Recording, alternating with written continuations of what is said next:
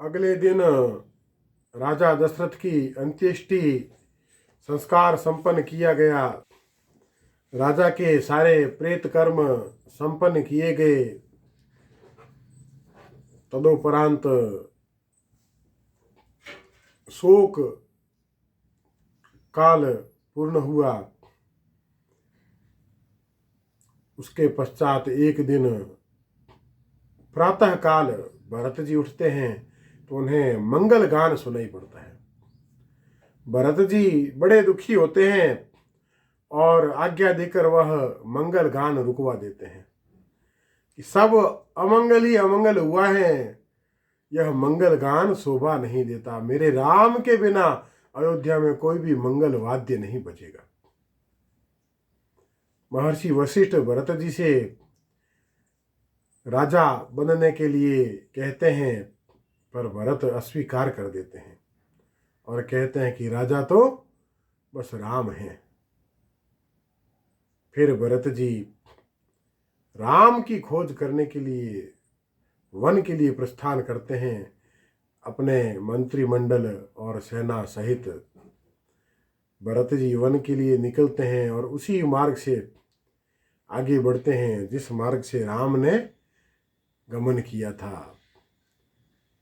श्रृंगबेरपुर, वहाँ से प्रयागराज भरद्वाज के आश्रम और महर्षि भरद्वाज से आगे की जानकारी लेकर जहाँ पर राम रहते हैं वहाँ चित्रकूट।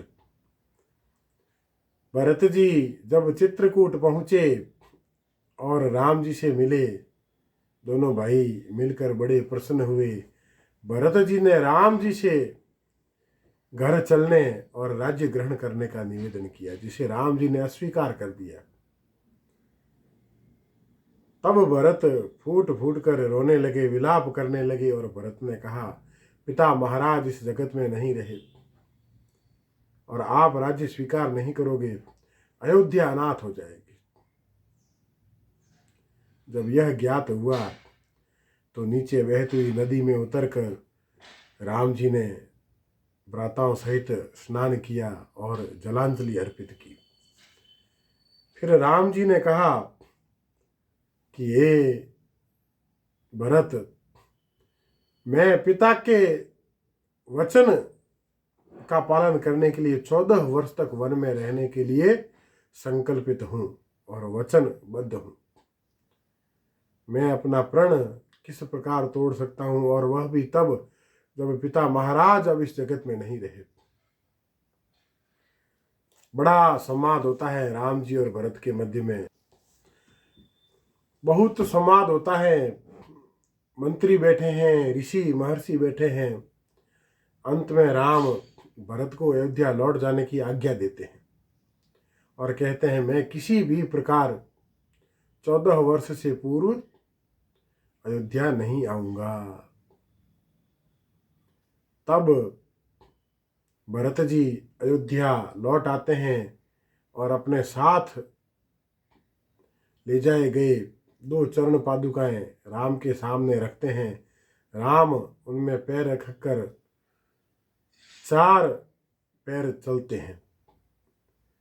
फिर उन पादुकाओं को लेकर भरत जी चले आते हैं और अयोध्या के बाहर नंदी ग्राम में अपनी कुटिया बनाकर वहीं निवास करते हैं और उन्हीं चरण पादुकाओं को राज्य सिंहासन पर अभिषिक्त करके निवेदन पूर्वक राज्य का भार वहन करते हैं।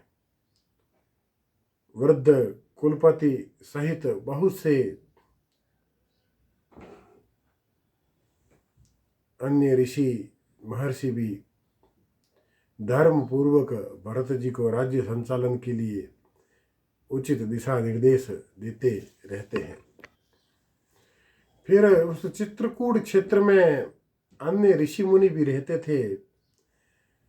वह उस क्षेत्र का त्याग कर देते हैं, कारण कि महात्मा भरत की सेना के वाहन जो हाथी घोड़े आदि थे, उनकी लीद और मनुष्यों के भी मल आदि के त्याग के कारण उस स्थान की वैसी पवित्रता नहीं रह पाई जैसी पूर्व में थी। तो सभी वह स्थान त्याग देते हैं। राम भी वहाँ से आगे बढ़ते हैं और अब दंडकारण्य के गहन वनों में राम आगे प्रवेश करेंगे। उससे पहले राम महर्षि अत्रि के आश्रम में पहुंचते हैं। अब वन वास का अमृत आगे आएगा। राम जी ने वन में क्या जाना, क्या सीखा, इसका सुंदर वर्णन आगे आएगा। राम का वन गमन भी एक विशिष्ट कार्य है। राम ने अब तक जो ज्ञान प्राप्त किया वह भी बहुत है, कम नहीं है, पर राम को और क्या क्या मिलेगा, किस किस ऋषि महर्षि के निमित्त क्या क्या ज्ञान प्राप्त होगा, यह आगे अद्भुत संवादों में देखने को मिलेगा। जय श्री राम। बोल राजा रामचंद्र देव की जय। यहाँ तक अयोध्या कांड के 116 सर्ग पूर्ण हुए। बोल राजा रामचंद्र देव की जय।